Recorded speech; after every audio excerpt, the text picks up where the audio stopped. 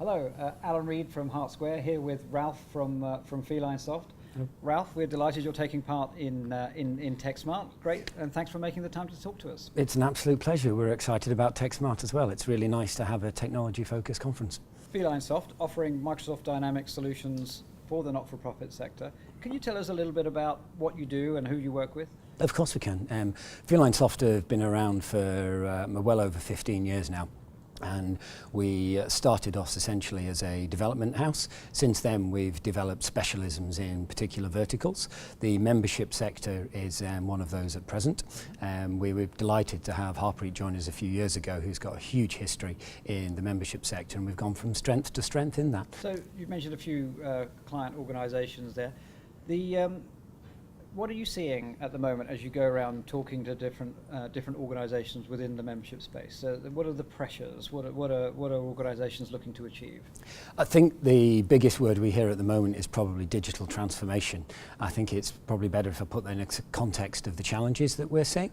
There's some particularly unique challenges, I think, around the transformation that people are trying to achieve. So an example of that is if you've got an activity-based membership organisation where perhaps they were siloed into teams that were dealing with events, and some were dealing with print, and some were dealing with the actual membership, or perhaps even the roadmap to, say, being chartered or a fellow within that organisation.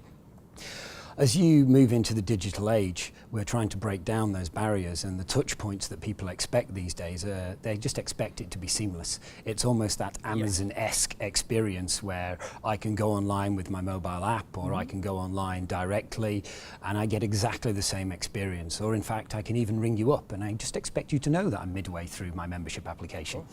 And for us, the engineering the change within those organizations is one of the key challenges, and the part that we play in that is bringing the tools to the table to help change, the way that we can help foster the evolution of the technology that you use to support that, as well as bringing some of that technology to the table.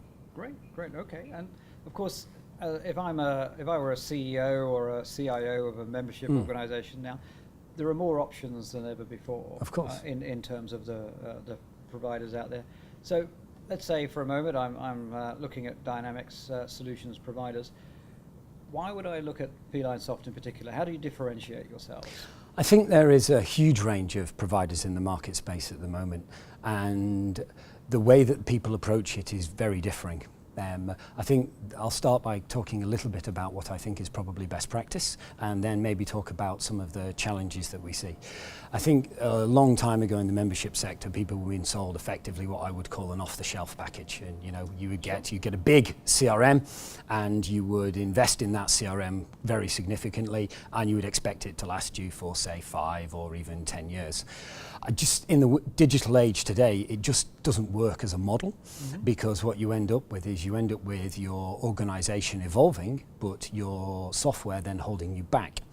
Now, in the space that we see at the moment, even in Install Dynamics, there are suppliers which will provide you with a solution, and it is essentially what we would call a shrink wrap solution. So it's almost like the modern Dynamics world of those old CRM systems that you got.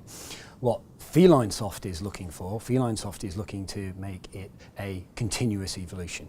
So we go with a framework approach, which is very much akin to the way that Microsoft itself works. So Microsoft provides Office 365, and it provides Dynamics, it provides SharePoint and other framework toolkits.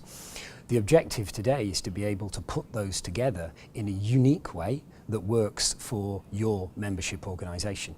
If you don't have those differentiators as a membership organization, then you don't stand out from the crowd. You need to be unique, and you need things that are unique to your processes. At the same time, though, you don't want to be paying to reinvent the wheel. And that's for us why the framework approach is the best way to achieve that. That means then that you can change your purchasing from I'll buy a shrink wrap product to I will look for an outcomes-based purchasing process. So I'll look to buy, say, something which is looking to increase member retention or increase member engagement, for example.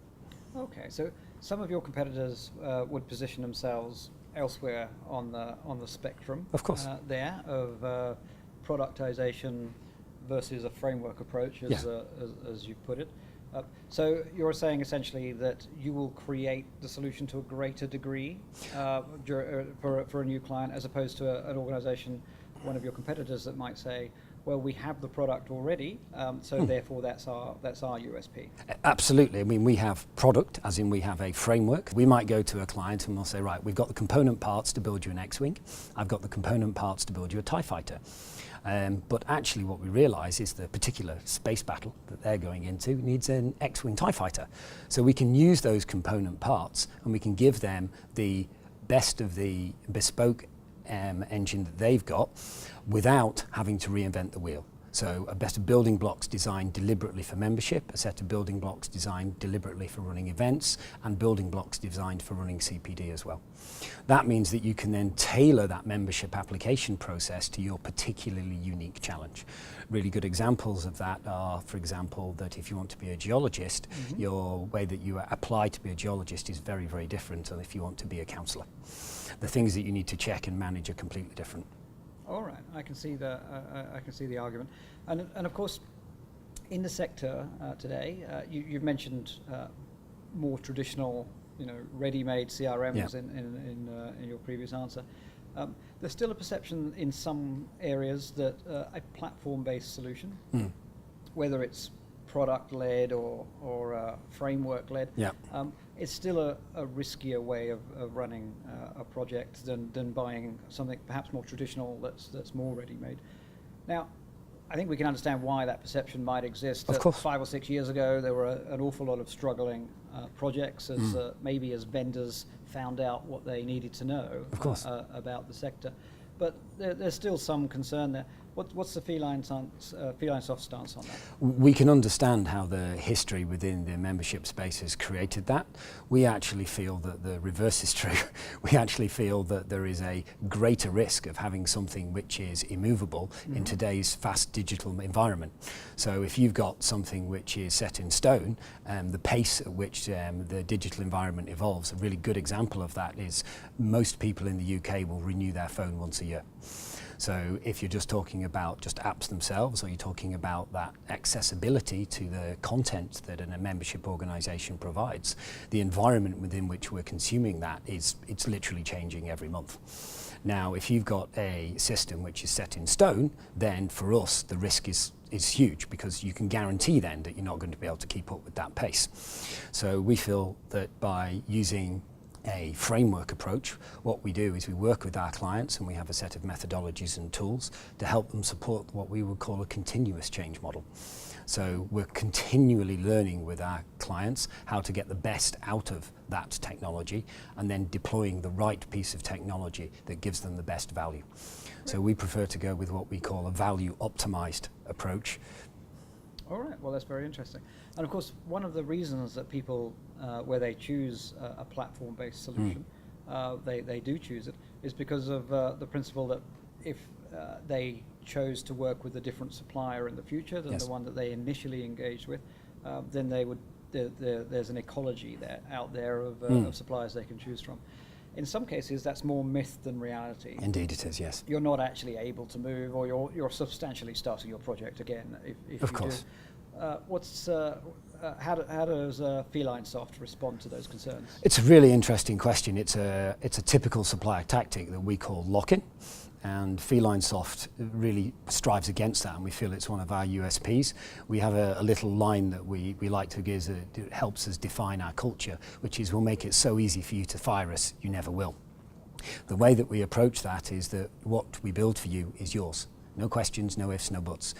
Any source code that we develop for you, it's owned by yourself. We'll make it freely available for you to download securely anytime you want. You don't even have to ring us up to access it. It's just there and available for you online. I like the strapline. It's so easy to fire us, you never will. Yes. Okay, so the only thing keeping you using us is that we're the best for the job. Absolutely. And what that does, in our opinion, is it aligns the incentives. If we expose ourselves warts and all, then we know that we have to be good. We all know there's no such thing as a standalone CRM project. No. There probably hasn't been for 5 years, to be I would agree completely. So integration's usually a huge part of the project, and if there's an area of where it's going to go over budget or over time, integrations has got to be one of the top 3 areas. Of course. So what's FelineSoft's solution to that? How do you de-risk that part of the project? You're absolutely right. It is a risky area for those that certainly haven't ventured into that road before. FelineSoft's history as a development house has meant that we've got all of the right processes, we've got the right tools in order to be able to de-risk that area. A really good example of this is how we manage our data mapping. So we manage our data mapping by fleshing it out right at the start of the project inside of Discovery and mapping the interactions between the two systems at the earliest possible stages. We also prototype that and we show the results to the users as early as possible.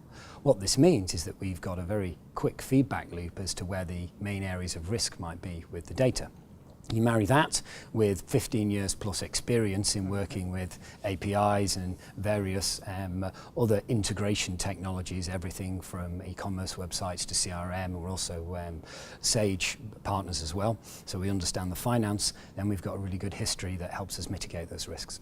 Terrific. Okay, but you mentioned that everything you ever develop belongs to the client. So Yes. if you've developed, for instance, an integration between your solution and Yep. a NAV or Sage Line 200, Yep. presumably that then becomes a starter kit for the next organization that has that same requirement? Indeed, that's exactly how the framework works. So FelineSoft has some of its own IPR, and what we do is when we work with a client that we have something that's pre-developed, we'll give you a copy of that source code.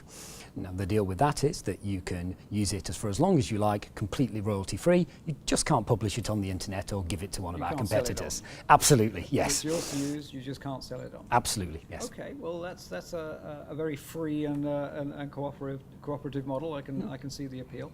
Great. And so of course you're doing a TED talk this year at Yes. TechSmart. We're really keen to hear about it. Are you delivering it personally? Are you asking a colleague? No, I'm going to deliver it myself, which is I'm sure going to be very interesting. Okay, and what are you going to be covering? What messages are you hoping to get across? So we're looking at digital transformation in the membership space, and one of the things that we will aim to do on the day is we'll aim to show people what the key challenges are, but we'll also aim to show people a few tools and a few processes that we use to overcome those key challenges. So real practical things that people can take away in terms of how you look at the member experience and how you might model your own internal resourcing in order to make the project have the best chance of success. That sounds really interesting. And without getting into spoilers, can you think of an example of where FelineSoft has helped an organization deliver a particular kind of digital transformation? Yes, certainly can.